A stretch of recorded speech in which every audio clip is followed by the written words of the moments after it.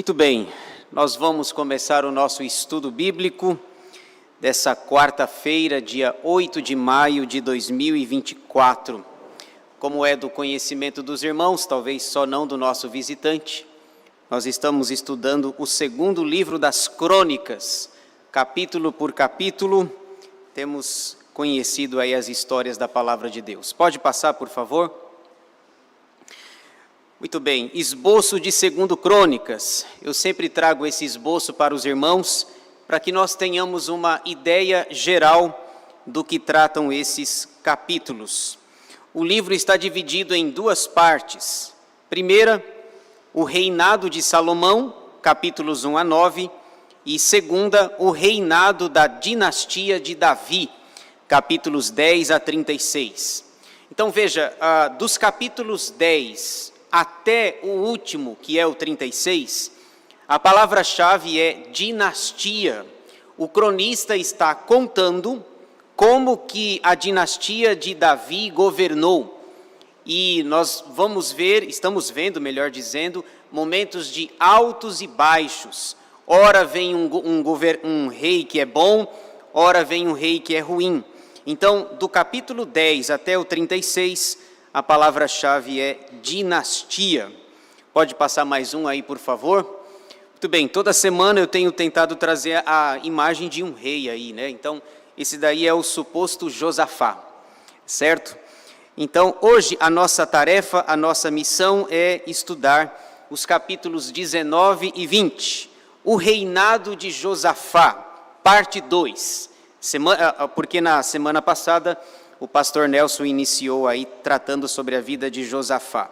Então eu peço que os irmãos abram a sua Bíblia, por favor, em 2 Crônicas, capítulos 19 e 20.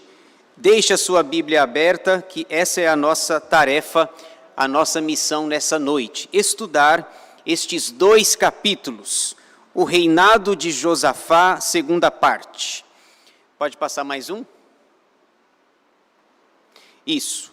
Na verdade, o seu reinado, ou o reinado de Josafá, é descrito aqui em 2 Crônicas em 4 capítulos.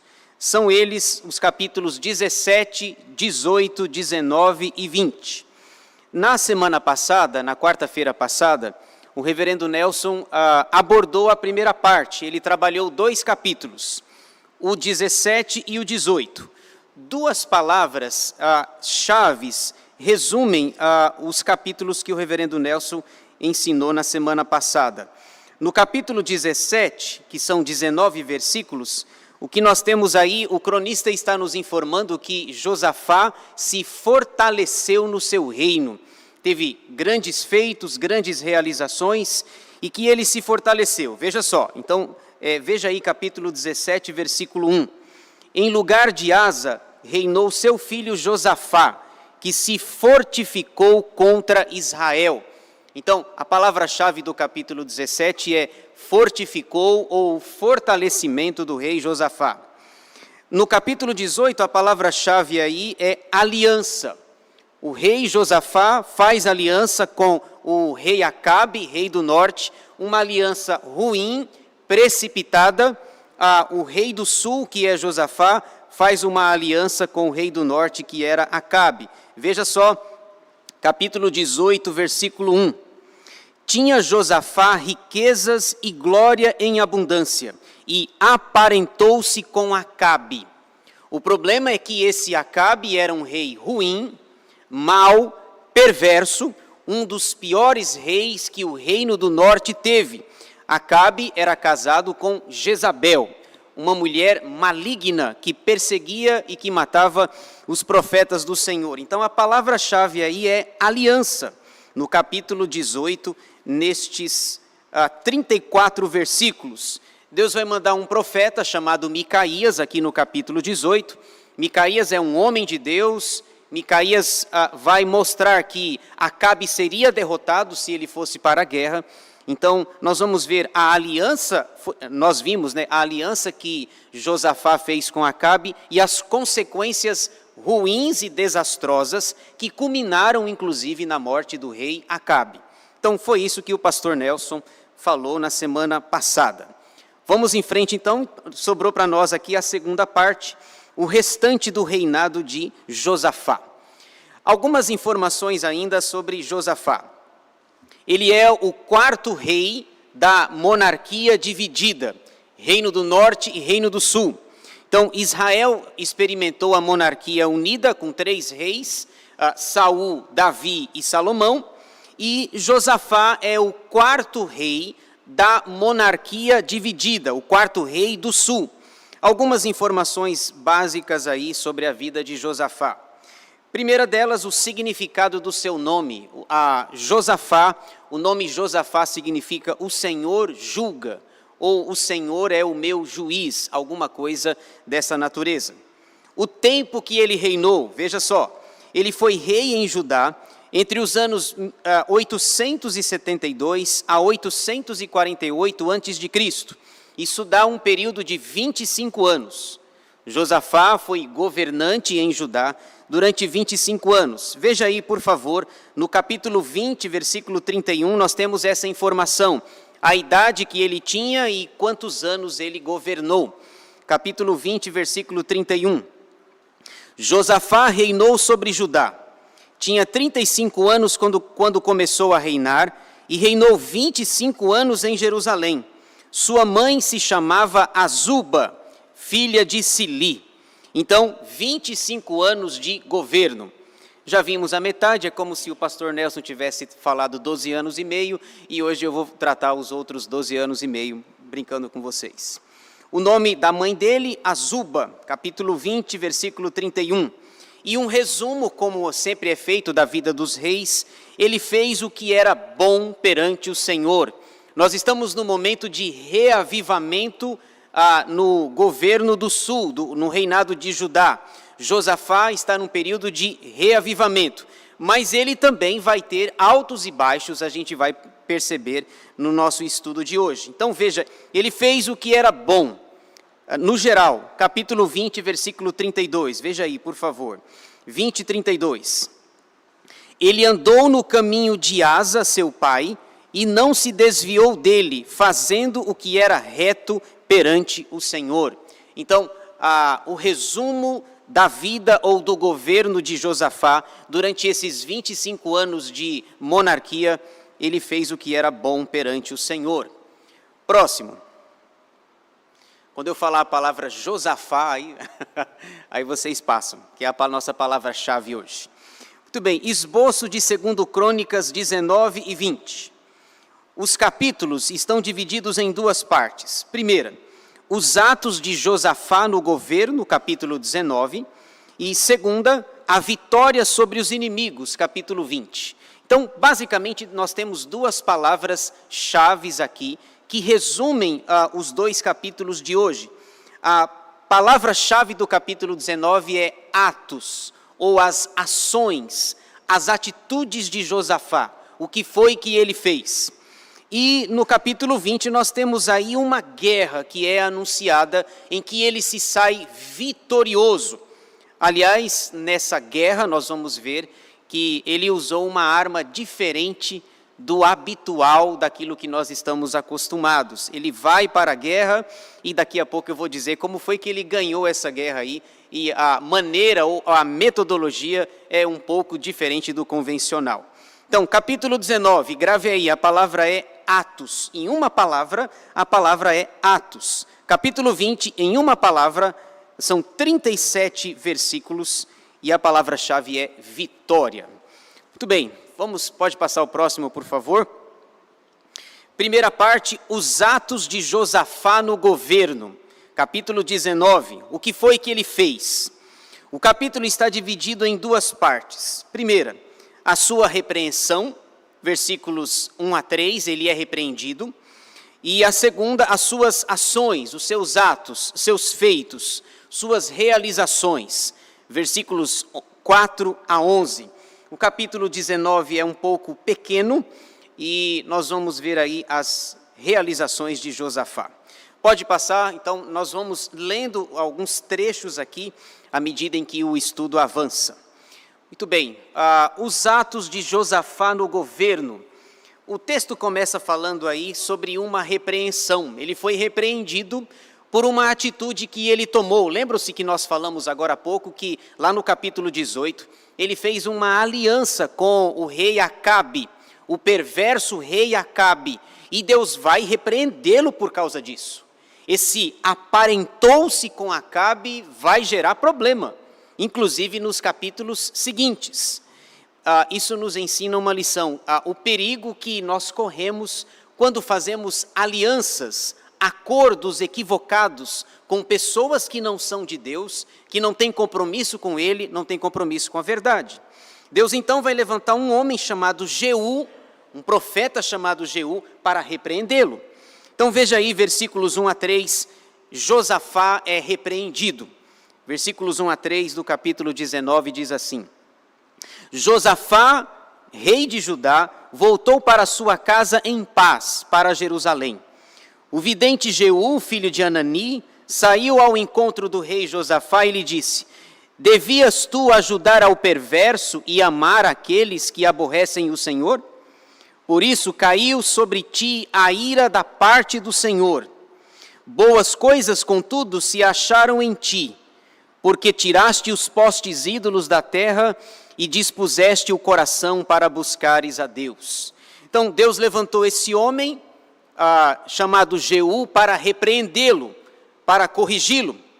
O versículo 1 diz que ele voltou em paz para casa, para Jerusalém, mas ele escapou por pouco, porque os exércitos dos sírios estavam perseguindo os dois reis, Josafá e Acabe, lá no capítulo 18, ele escapou por pouco. Diz o texto que ele chegou, dá a impressão que ele havia feito uma viagem e depois chegou em casa em paz, mas não foi tão em paz assim. Deus o livrou, Deus o protegeu, mas Deus manda um profeta chamado Jeú para corrigi-lo. Veja aí aonde ele foi, capítulo 18, versículo 28, aonde ele foi? 18, 28. Subiram o rei de Israel, Acabe, ainda vivo, e Josafá, rei de Judá, a Ramote Gileade. Eles foram para uma batalha, para uma guerra em Ramote Gileade. Os dois foram para a batalha, os dois reis. Josafá foi vestido de rei, caracterizado como rei, com uma coroa na cabeça. Acabe foi disfarçado e levou uma flechada no combate. Os dois foram para o combate, mas nesse combate apenas Josafá voltou vivo. Acabe morreu, como o profeta Micaías havia profetizado. Então, quando o texto diz que ele voltou em paz para casa, dá a impressão que ele fez uma viagem, ele foi fazer um passeio, foi tudo bem, mas ele escapou. Lá na batalha ele teve que gritar, ele teve que anunciar que não era a pessoa procurada, e não era quem os sírios queriam matar. E não, eu não sou Acabe, eu não sou, ele tem que gritar. Então ele chegou em paz em casa, porque Deus o livrou.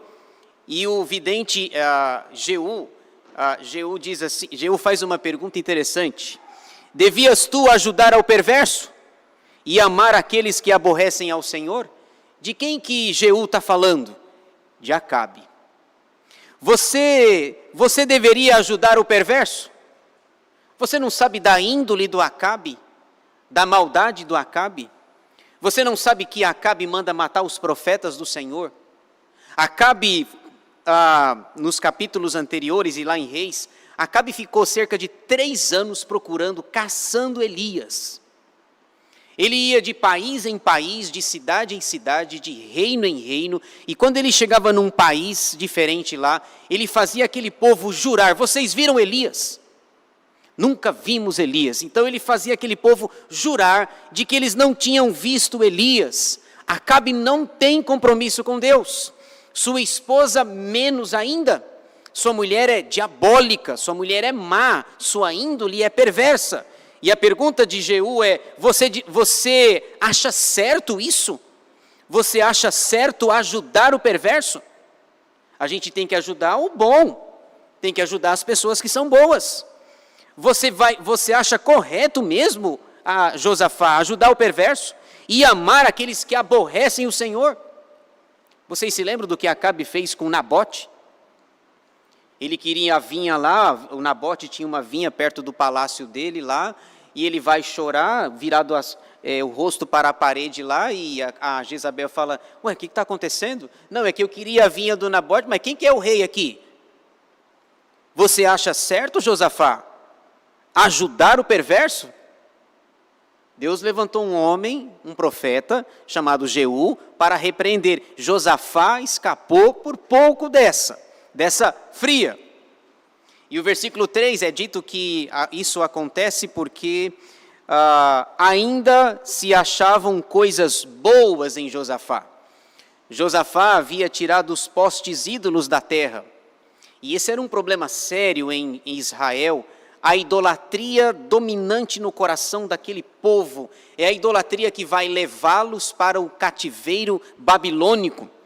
O reino do norte, em 722, vai para o cativeiro sob o poderio militar da Assíria.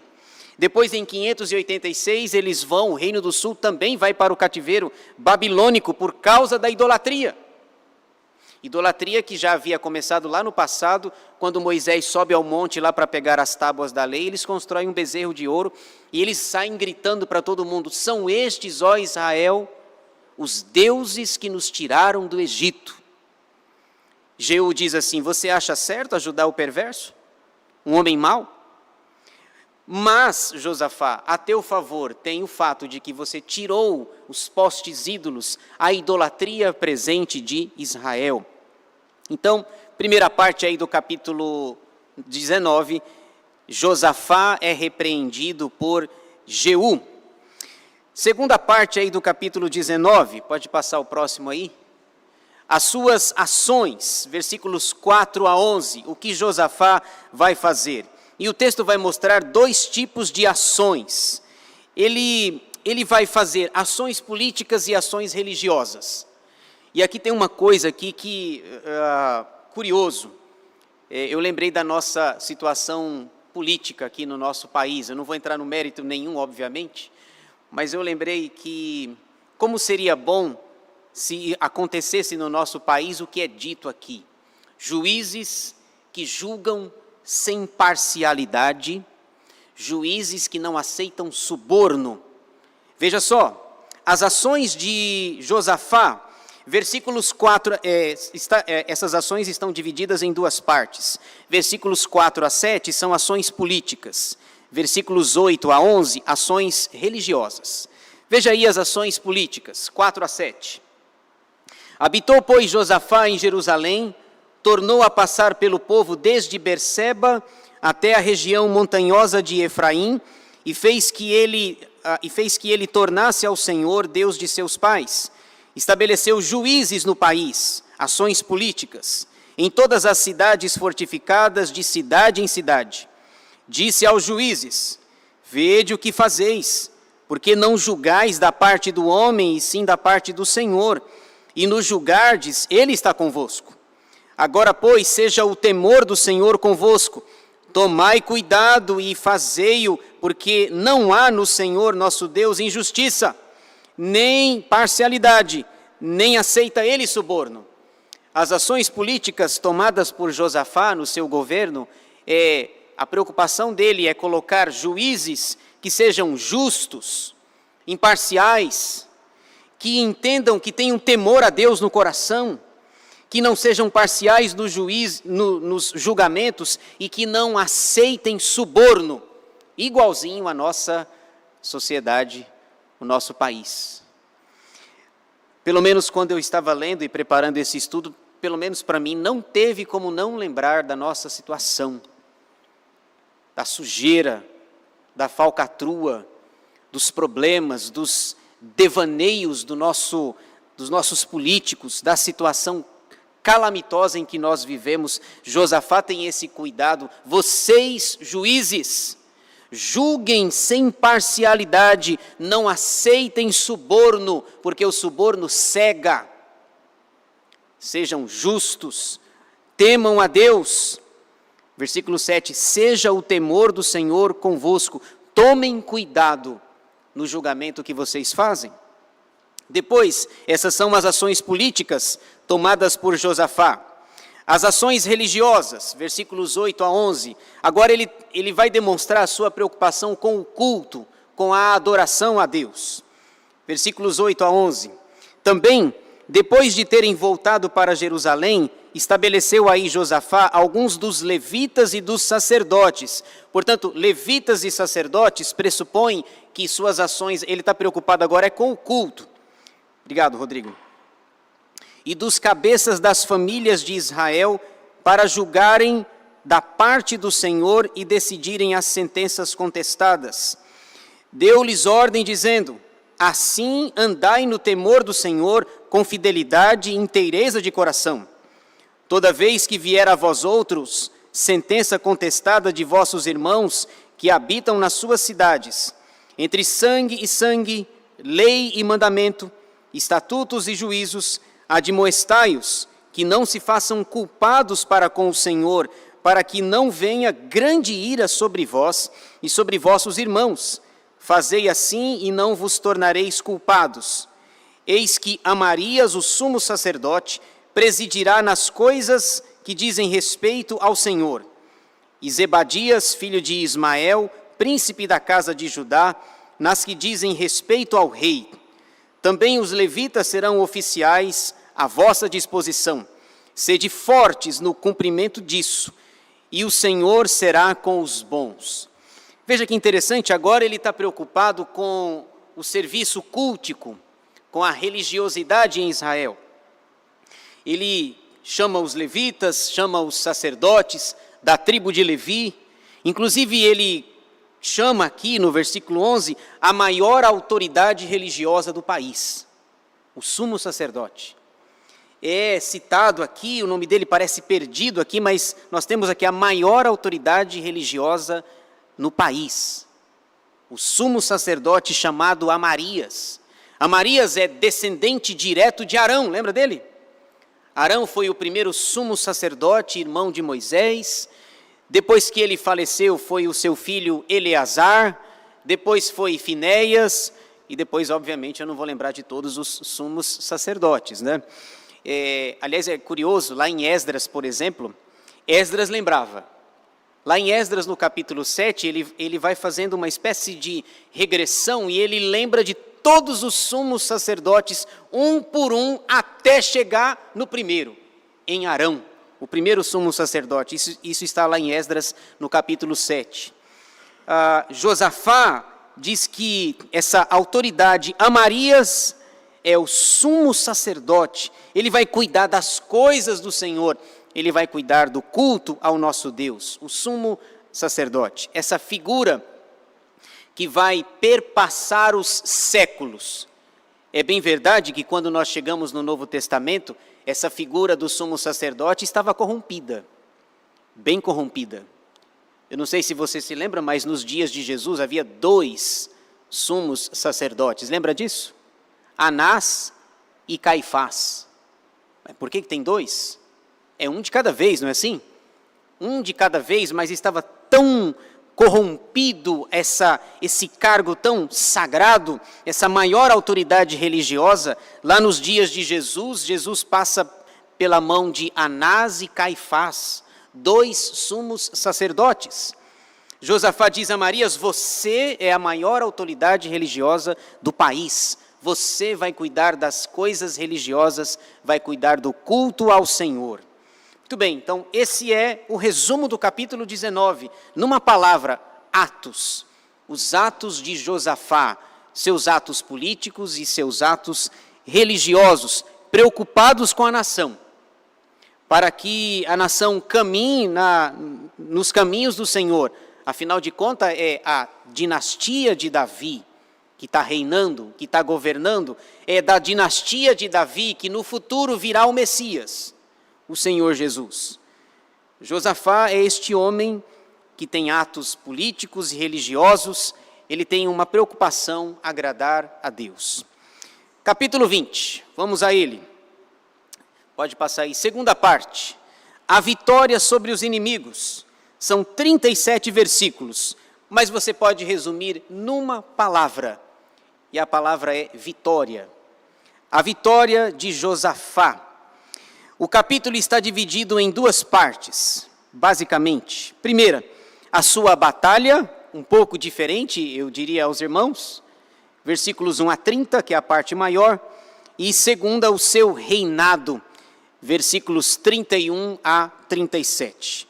Vamos ver então a primeira parte aí, por favor. Primeira parte, a sua batalha. Os versículos 1 a 30 contam para nós a guerra de Josafá contra 3 inimigos.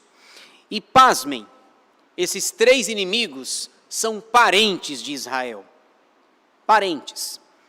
Você vai perceber aí, já no primeiro versículo do capítulo 20, também lá no versículo 10 é citado aí, veja só, versículo 10, depois a gente vai chegar nele novamente.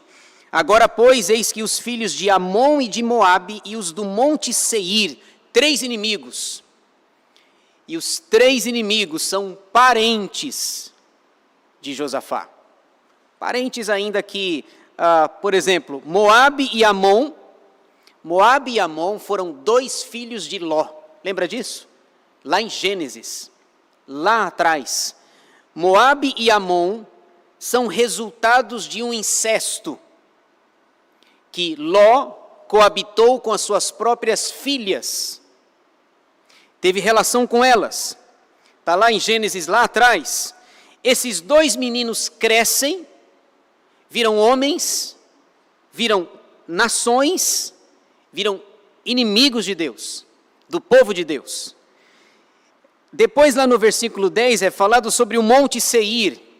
Quem mora no Monte Seir, quem habita no Monte Seir, ou quem habitava, eram os descendentes de Esaú. Esaú é irmão de Jacó. Quando tem lembra do reencontro de Jacó e Esaú lá atrás, lá em Gênesis? Eles se reconciliam, eles choram. Jacó está voltando para a sua família depois de 20 anos. Ele é informado que o seu irmão vem atrás dele. O seu irmão também está vindo aí, viu? Dá uma notícia para você. E ele vem com 400 homens. Imagina, só, né? É uma luta desigual, a dona Ula vai dizer que é uma luta desigual. Jacó vai ter que lutar contra 401, né? 400 soldados do Esaú, mais o próprio Esaú, 401. Só que depois eles choram, eles se reconciliam, mas aí você diz, o problema acabou, né? Não acabou. Não acabou. Cada um vai para um canto. Depois os descendentes de Esaú vão morar no Monte Seir. E depois, Edom, os edomitas, né? Edom, Deus vai levantar um profeta, que a gente fala muito pouco dele, inclusive. Tem um profeta chamado Obadias na Bíblia. Tem apenas um capítulo. Obadias, 21 versículos. E Obadias é levantado por Deus para profetizar contra os edomitas, os descendentes de Esaú, que habitavam em Seir. Portanto, nós temos uma guerra aqui. Josafá vai para uma guerra que ele não procurou inimizade, mas seus parentes, moabitas, amonitas e os descendentes lá de Esaú, que moravam no Monte Seir. Seus parentes querem briga, querem guerra. Então, 3 povos se unem aqui para lutar contra Josafá. E nós vamos ver então alguns detalhes aí dessa batalha. Veja só, versículos 1 a 4. Os inimigos se levantam contra Josafá. Depois disto, os filhos de Moabe e os filhos de Amon, com alguns dos meunitas, vieram à peleja contra Josafá. Então, vieram alguns que avisaram a Josafá, dizendo, grande multidão vem contra ti, da além do mar e da Síria. Eis que já estão em Azazon Tamar, que é em Gedir. Então Josafá teve medo e se pôs a buscar ao Senhor, e apregoou jejum em todo Judá. Olha o sentimento de Josafá. 3 inimigos se unem para lutar contra Judá, e ele teve medo. Bom, é natural. É natural que tenhamos medo. Nós também temos medo. Enfrentamos lutas, adversidades, e quando o inimigo é maior do que nós, o que nós temos? Medo. Medo. Mas ele não fica só no medo, ele faz um jejum, ele apregoa um jejum, clamando a Deus. Versículo 4. Judá se congregou para pedir socorro ao Senhor. Também de todas as cidades de Judá veio gente para buscar ao Senhor. Então, versículos 1 a 4, nós temos aqui os inimigos se levantam contra Josafá. Próximo aí. Versículos 5 a 12. Josafá, com medo, fazendo um jejum, pede socorro, pede a ajuda do Senhor. Então, nós vamos ler aí versículos 5 a 12 e destacar alguns detalhes interessantes. O pedido de Josafá ao Senhor. Versículo 5. Pôs-se Josafá em pé na congregação de Judá e de Jerusalém, na casa do Senhor, diante do pátio novo, e disse: Ah, Senhor, Deus de nossos pais, porventura não és tu, Deus nos céus? Não és tu que dominas sobre todos os reinos dos povos? Veja que são perguntas retóricas e a resposta é sim, né? Claro. Não é o Senhor que domina? É. Não é o Senhor que tem todo o poder? É. São perguntas retóricas. Na tua mão está a força e o poder, e não há quem te possa resistir. Porventura, ó nosso Deus, não lançaste fora os moradores desta terra de diante do teu povo de Israel, e não a deste para sempre à posteridade de Abraão, teu amigo? É Josafá lembrando a Deus da aliança que o próprio Senhor tem com Israel, com o povo. E veja, Abraão o início da história de Abraão está lá em Gênesis, no capítulo 12. Gênesis 12. Sai da tua terra, da tua casa, da tua parentela, e vai para a terra que eu te mostrarei. De ti farei uma grande nação. Abençoarei os que te abençoarem, amaldiçoarei os que te amaldiçoarem. Então, Josafá está dizendo assim, o Senhor não falou isso lá atrás, em Gênesis, no capítulo 12, para Abraão? E agora, Abraão recebe um epíteto, um nome aqui, né? Abraão é amigo de Deus. Irmãos, Abraão tem 2 títulos que eu gostaria de tê-los, sem dúvida nenhuma. Abraão é chamado aqui de amigo de Deus. Quem é seu amigo? Deus. Quem é seu amigo, pastor? Deus. Já pensou? Ele recebe esse título, ele diz, o cronista diz que Abraão é amigo de Deus, mas ele recebe outro título também, além de amigo, ele é chamado de pai da fé. Olha quanta honra, quanta dignidade para este servo de Deus, o amigo dele, ele nem vê o amigo dele, né? Ele nem vê. O amigo dele é Deus. Lá em Gênesis 15, Deus, é como se pegasse na mão dele e diz, Abraão, vai lá fora. Tenta contar as estrelas, se é que podes. Ah, não dá para contar não. Pois é, a tua descendência vai ser desse jeito aí. Então ele é amigo de Deus e ele é o pai da fé. Josafá lembrando o pacto, a aliança.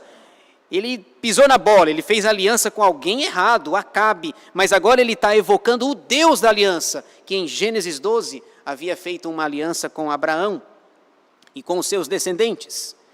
E o texto vai dizendo, vai mostrando, Josafá conhece a história e diz assim, olha, nós Israel quando estava saindo do Egito, nós resolvemos, o Senhor mesmo falou, que não era para atacar Moabe, Amon e Seir. O Senhor falou isso.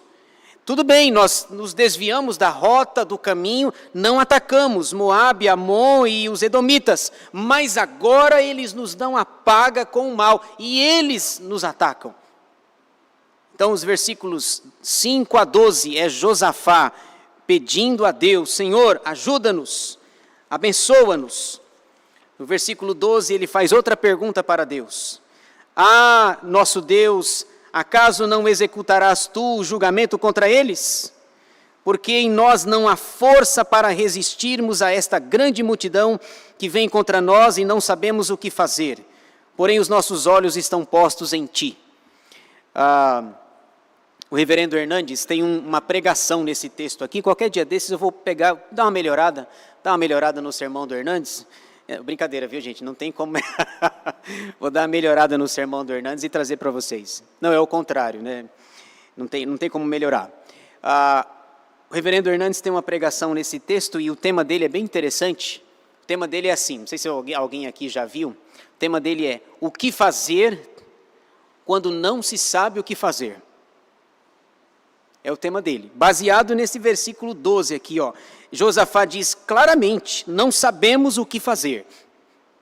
Aí o tema do reverendo Hernandes é: o que fazer quando não se sabe o que fazer? Baseado nessa passagem aqui da Escritura. Mas eu não vou melhorar não, tá, gente? É brincadeira. Muito bem, então o pedido. Avança mais um pouco aí, por favor. Versículos 13 a 17. Deus vai levantar um homem, um ilustre desconhecido, para encorajar o povo. Seu nome, Jaaziel.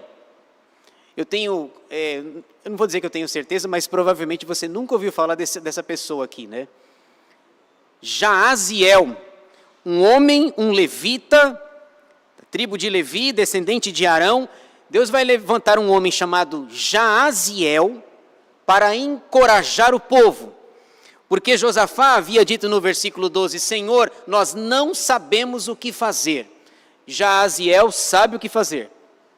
Veja aí então o versículo 14, versículos 13 a 17, o Jaaziel é que está falando. E o versículo 14 especificamente cita o nome dele. Então, o que fazer quando não se sabe o que fazer? Então veio o Espírito do Senhor no meio da congregação sobre Jaaziel, um ilustre desconhecido, filho de Zacarias, filho de Benaia, filho de Jeiel, filho de Matanias, levita, dos filhos de Asaf. Asaf, extremamente conhecido, não é? Os 3 principais líderes de Davi, que escreveram alguns salmos, inclusive, Asaf, alguém lembra? Tem 3 famosos. Vamos ver. Já falei o primeiro, né? Asaf. Segura aí, pastor, só segura aí. Asaf. Não. Gedutum, lembra do Gedutum? Não lembra? É Asaf, Gedutum e Remã. Emã ou Remã com H. Eles eram os principais, os líderes do canto, os levitas, que Davi havia instituído na época do seu reinado lá. Asaf, Emã e Gedutum. Pode ver que de vez em quando você encontra um salmo assim, ao mestre de canto, Gedutum. É esse aí. Depois, ao mestre de canto, Remã. E tem, eu acho que, se não me engano, os salmos... não vou lembrar de cabeça agora, acho que 73 a 83 é de Asaf. São salmos de Asaf. Então, veja, não conhecemos o Jaaziel, mas ele é um descendente de Asaf, alguém que era mais conhecido. Deixa eu ver se eu falei certo aqui. Vamos um pouquinho lá para frente, lá em Salmos. Deixa eu ser um bereano aqui, né? Mais para frente tem uma relação de salmos que são escritos aí por Asaf. Lá no Salmo 73, Asaf escreveu o Salmo 50 e depois escreveu os Salmos 73 a 83. Portanto, ele escreveu 11 ou 12 salmos do Saltério. Então, esse Jaaziel é um descendente de Asaf. É Jaaziel quem vai encorajar o povo. E no versículo 15, Jaaziel diz algo interessante. Lá no meio do versículo, não temais, nem vos assusteis por causa desta grande multidão, pois a peleja não é vossa, mas de Deus. Josafá, no versículo 12, não sabe o que fazer. Jaaziel sabe o que fazer. Jaaziel, descendente de Asaf, aí diz, não precisa ter medo, não precisa se assustar, fiquem tranquilos, porque a peleja não é de vocês, a peleja é do Senhor, é Deus quem está com vocês. Então, versículos 13 a 17, é a palavra de Jaaziel. Muito bem, avançando mais um aí. Versículos 18 a 23. Agora, a atitude de Josafá e do povo. o que Josafá e o povo vão fazer, encorajados por Jaaziel. Versículos 18 a 23 diz assim: Então Josafá se prostrou com o rosto em terra, e todo Judá e os moradores de Jerusalém também se prostraram perante o Senhor e o adoraram. Dispuseram-se os levitas dos filhos dos coatitas e dos coreitas para louvarem o Senhor, Deus de Israel, em voz alta, sobremaneira. Pela manhã cedo se levantaram e saíram ao deserto de Tecoa. Ao saírem eles, pôs-se Josafá em pé e disse: Ouvi-me, ó Judá, e vós, moradores de Jerusalém, crede no Senhor, vosso Deus, e estareis seguros. Crede nos seus profetas e prosperareis. Lembra que lá no versículo 12 ele não sabia o que fazer? Senhor, nós não sabemos o que fazer, ele já sabe. E no versículo 20 ele já sabe o que fazer. O que tem que fazer? Crer no Senhor. Creiam no Senhor vosso Deus, fazendo isso vocês estarão seguros. Creiam também nos profetas do Senhor, eles são mandados pelo nosso Deus para o nosso bem. Parece que a visita lá atrás do Jeú fez bem para ele, né? Quando o Jeú faz aquela pergunta desafiadora: Josafá, você acha certo ajudar o perverso? Então agora ele já sabe o que fazer. Creiam no Senhor e vocês estarão seguros. Creiam nos profetas, nos santos profetas. Veja só, versículo 21. Aconselhou-se com o povo e ordenou cantores para o Senhor, que vestidos de ornamentos sagrados e marchando à frente do exército, louvassem a Deus, dizendo: Rendei graças ao Senhor, porque a sua misericórdia dura para sempre. Rendei graças ao Senhor, porque a sua misericórdia dura para sempre. Vocês lembram de algum salmo que fala isso aí? Salmo 136, não é assim? Todos os versículos terminam com essa expressão. E tem um versículo que eu não sei se é idêntico a esse, mas a expressão é justamente essa: rendei graças ao Senhor, porque a sua misericórdia dura para sempre. Aí o salmista lá no Salmo 136 vai dizendo: ao Deus que venceu a Seom, porque a sua misericórdia dura para sempre. Ao Deus que fez maravilhas no Egito, porque a sua misericórdia dura para sempre. Em todos os versículos há esse estribilho, essa repetição. A única coisa que nós temos que fazer, eles vão para uma guerra contra 3 inimigos, e por isso que essa batalha ela não é convencional, a única coisa que vocês têm que fazer é cantar. Já pensou? Então, você vai para uma guerra, ao invés de levar um exército, leva o coral. Pensou, dona Ula? Chama o coral, chama a Raquel de Paula aqui para reger, o Paulo PR para tocar, os levitas estão tocando os instrumentos, o levita vai ser o seu Elísio aqui, tá certo? Seu Elísio lá com seu instrumento musical, e vamos para a guerra, peguem os soldados, peguem suas armas, canhões, não, leva o coral, leva o coral. Essa batalha é muito interessante. O texto Jaaziel já havia dito: vocês não precisam pelejar aqui, porque essa batalha é do Senhor, essa batalha não é de vocês. A única coisa que vocês precisam fazer é cantar. Cantem. Nós vamos cantar, e o primeiro hino eu vou sugerir para vocês aqui, Castelo Forte. Não tinha na época, né? O primeiro hino, Castelo Forte. Aliás, agora falando sério, né? Já que Abraão foi citado aqui, eu queria dar uma sugestão. Acho que é o hino 21. Cantem aí, ao Deus de Abrão. Cantem, louvem a Deus. Cada um pegue o seu instrumento musical e canta aí. Ao Deus de Abrão louvai, do vasto céu Senhor. Foi feio agora, né? É que eu não sou levita também, né? Muito bem, apenas cantem, louvem a Deus. E eu sugiro que seja o Deus de Abrão o primeiro cântico. Então os versículos 18 a 23 vão falando: apenas creiam. Veja aí o versículo 22. Tendo eles começado a cantar e a dar louvores, pois o Senhor emboscadas contra os filhos de Amon e de Moabe, e os do monte Seir, que vieram contra Judá e foram desbaratados. Porque os filhos de Amon e de Moabe se levantaram contra os moradores do monte Seir, para os destruir e exterminar. E tendo eles dado cabo dos moradores de Seir, ajudaram uns aos outros a destruir-se. Vocês perceberam o que aconteceu? Há uma confusão entre eles mesmos. E eles autos se destroem, eles se matam. Porque o único instrumento que Judá tem é musical. Eles estão com um instrumento musical nas mãos. Os inimigos estão com a espada na mão. E eles se destroem. Há uma destruição, é um ajudando o outro a se matar. E o texto usa a expressão no versículo 22, a última palavra aí, diz que eles foram desbaratados. Deus está com eles. Já Aziel disse, essa peleja não é de vocês. Essa peleja é do Senhor.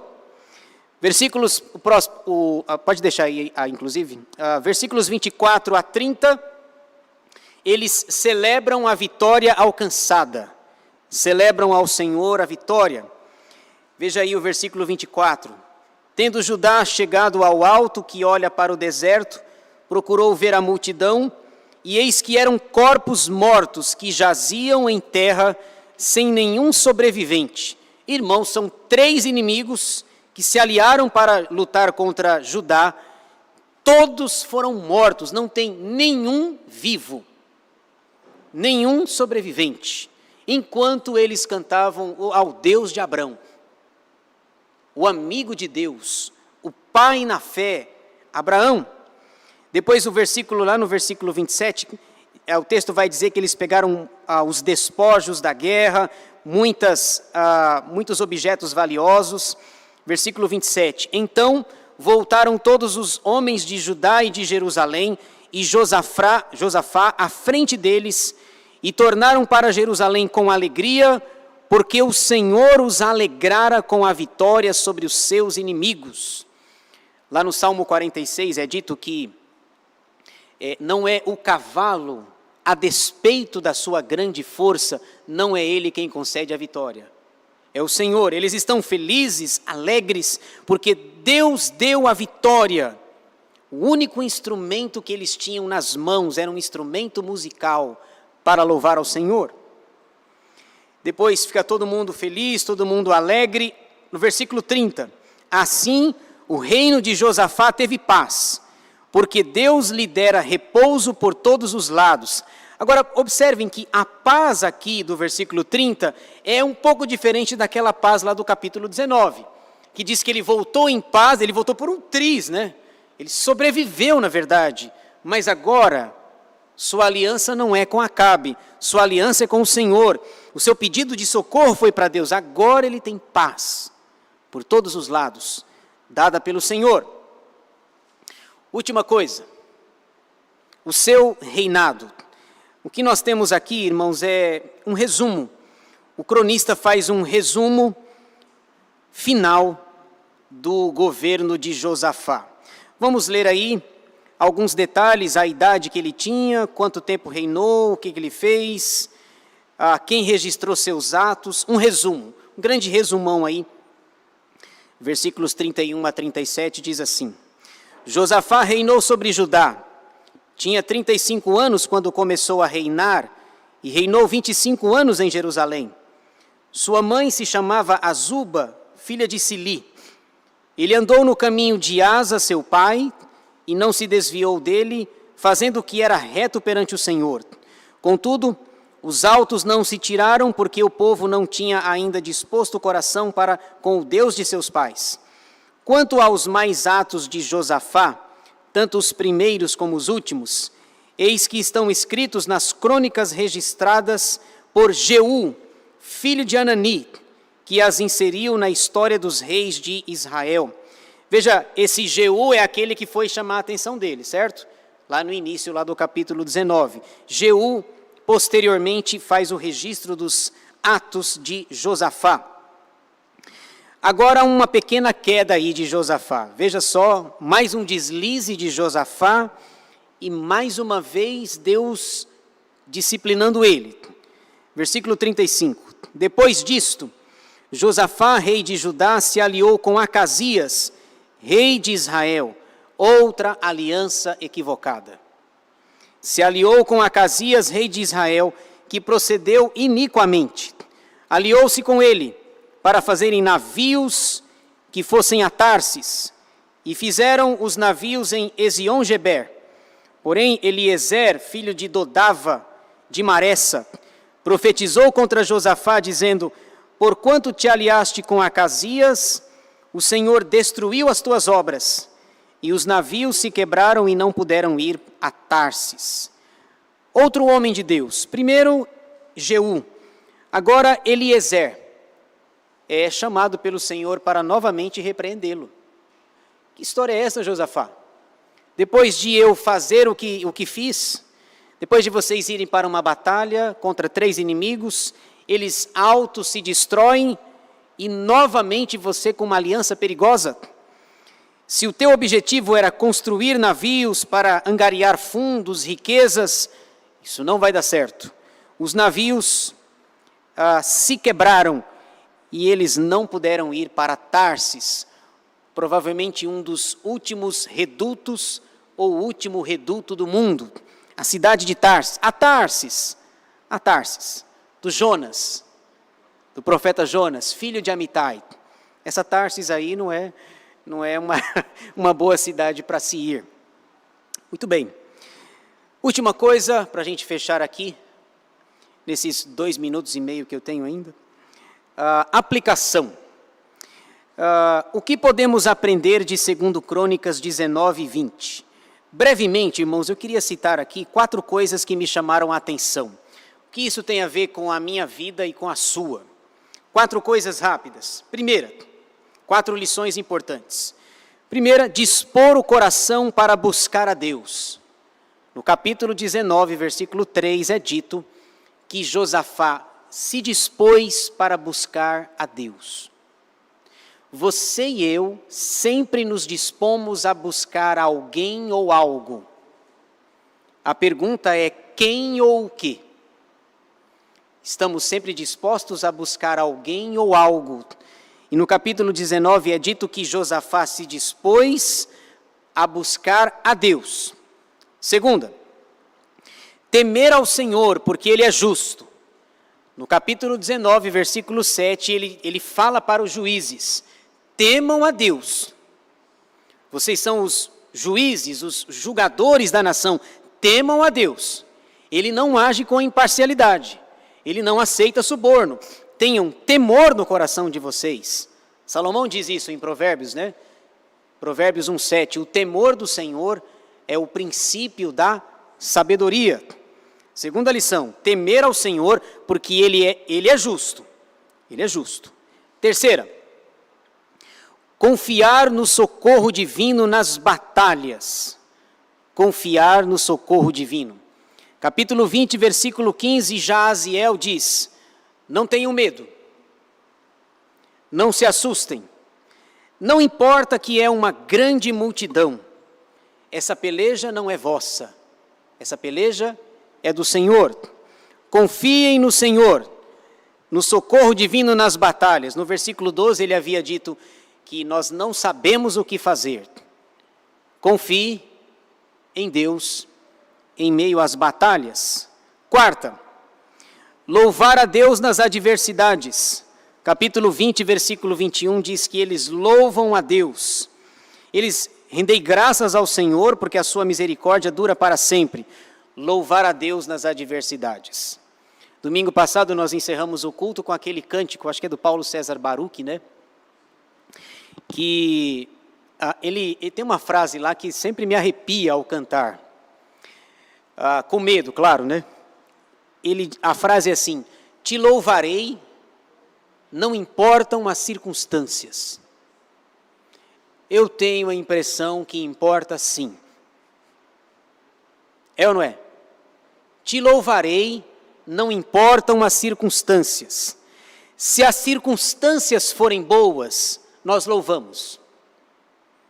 Mas se as circunstâncias forem ruins, nem sempre nós louvamos.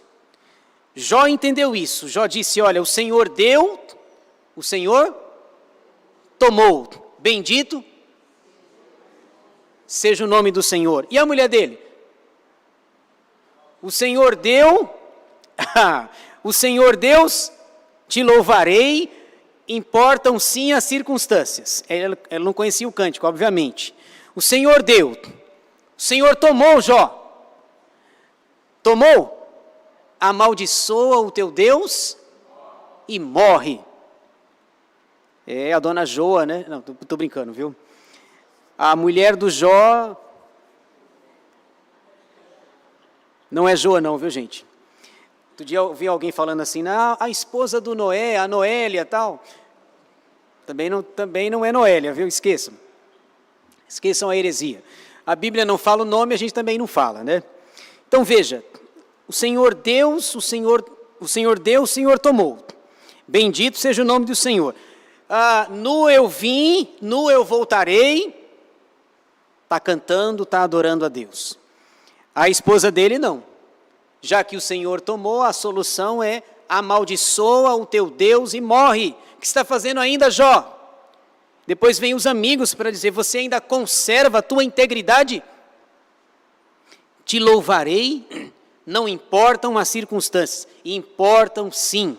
Sejamos honestos conosco mesmos. Louvar a Deus nas adversidades. Via de regra, nas adversidades, nós estamos murmurando. Não vamos tapar o sol com a peneira. Nas adversidades, nós estamos reclamando. Quer um exemplo? O povo de Israel lá no deserto. Estamos aqui, não tem água, Moisés, e aí? Não tem água, estamos com sede. Aí sai água de um lugar mais improvável, né? Sai água da rocha. Não tem água, não tem comida, Moisés. Não tem pão. Lá no Egito, lá é que era bom. Lá nós comíamos comida gostosa, deliciosa, lá tinha de tudo, até cebola tinha. Não sei para quê. Deixa para vocês aí. Eles cobiçavam até as cebolas, mas eles contam metade da história, porque apesar das... Eles falam que tinha panela de carne lá, tinha panela de carne, mas eles não contaram a história toda, que eles apanhavam todo dia, né? Que tinha o chicote nas costas, mas só lembraram da comida. Os melões, os pepinos, os alhos, cebola, deixa a cebola para vocês aí, certo? Te louvarei, não importam as circunstâncias. Sei não. Louvar a Deus nas adversidades, como é difícil, irmãos, como é difícil. Como é que você louva com alguém na cama, doente, com problema, com luto? Como é que você diz, o Senhor deu, o Senhor tomou? O Senhor deu, amém. O Senhor tirou, murmuração. Aliás, Moisés era um santo, viu? Para aguentar aquele povo lá, um santo. Talvez 2 milhões de pessoas reclamando o tempo todo. Chega uma hora lá que ele diz assim, Senhor, risca o meu nome aí. Dá não, aguento não. E Deus, não, vou riscar não. Vai lá, é você mesmo. Louvar a Deus nas adversidades é um grande desafio. Pode passar o último aí, por favor? É isso. Segundo Crônicas, capítulos 19 e 20, o reinado de Josafá, seus atos no capítulo 19, sua vitória com o Senhor no capítulo 20.